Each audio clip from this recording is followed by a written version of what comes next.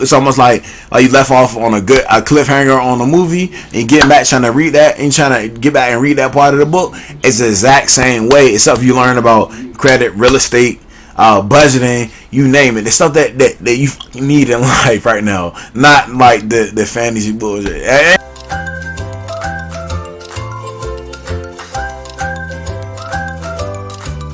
Alright, like I told y'all, we here to talk about how to save some money for a rainy day.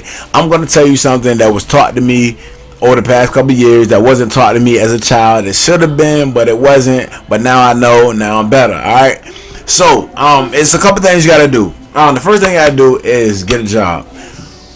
Any job, it doesn't matter what kind of job. You'll learn why later on, okay? Once you get this job, you need a job because you need a source of income, a source of money, one. But the thing about money is, it's about financial literacy. You gotta learn what to do with the money, all right? Once you get that money, what do you do with it, right? You budget it, right? But what if no one was there to tell you how to budget the money? I got you. I got the trick for you. Boom! Go cop this book right here. The Richest Man in Babylon, all right? It's a simple book. It is, someone will call it's easy to read because it's written as if like it was intended for a child to read. It's like a fable telling you these little stories about people, right? Look, the book taught me how to live off of 70% of my income, and the other 30% that I'm not living off of, I take that and spend it towards investments, debts, and rainy days, which is what this video is about. Rainy day. Now, why was that? How was that so important to me?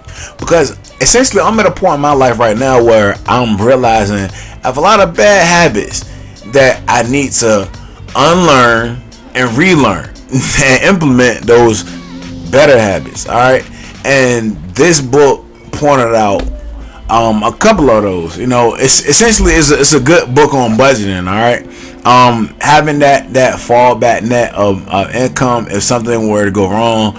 Say if I was driving and my car broke down, or the tire blew out and I just probably need a tow, I probably need to get it fixed. I don't know, you just need some extra money, right? And he wasn't expecting it, right? Rainy day. And so every time I got paid, I would take 10% out of that and put it to a separate account. Now, how did I make this whole thing a whole lot more powerful? You know what I did? Because I'm a firm believer in you should have a side hustle. No, I'm a full-time digital marketer. I work 40 hours a week doing digital marketing. I say 40 hours on salary, but either way, I work digital marketing, right? But also what you didn't probably know is I also work as a bouncer in nightclubs at night, you know. So that income, and also I have a best friend. He has a moving company, right? His moving company, guess who is probably one of his number one workers? I ain't say number one, probably like number 3. But still, I come in and help him out from time to time. Me. And what I do is when I get that income from working in nightclubs or I get it from the moving company, I take that same income and I apply the 70% rule to that. I only take 70% of that, and then the other 30% of that, I 10%, 10% going towards my debts, 10% going towards my investments, and the other 10% is going towards my rainy day. You know, it's a simple formula that you can implement. It doesn't take too much thinking, and I love it. Like, I heard so many people I was in college and people were telling me about this book. It's so crazy. This bringing me to another point too. You should start to read more. And a trick that I took in to help me read more was I started reading with purpose.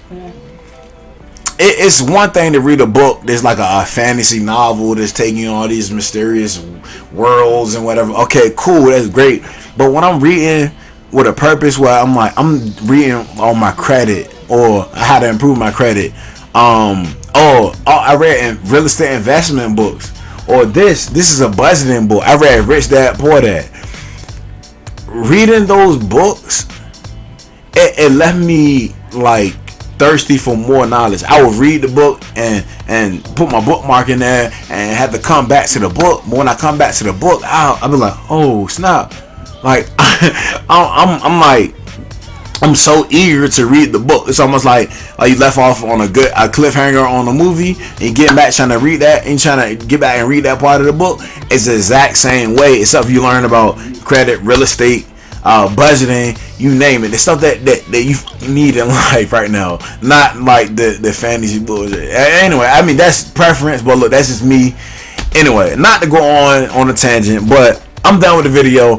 If you like the video, please. I need help a brother out, man. You see me trying to work, right? Look, if you like the video, subscribe to the channel, man. If you like what I'm talking about, subscribe to the channel. Leave a comment. Let me know if what I said was dumb. If you liked it, if you thought it was innovative, oh my god, you read this book before. Either way, look, leave a comment below. And until then, stay chunky, y'all. We out.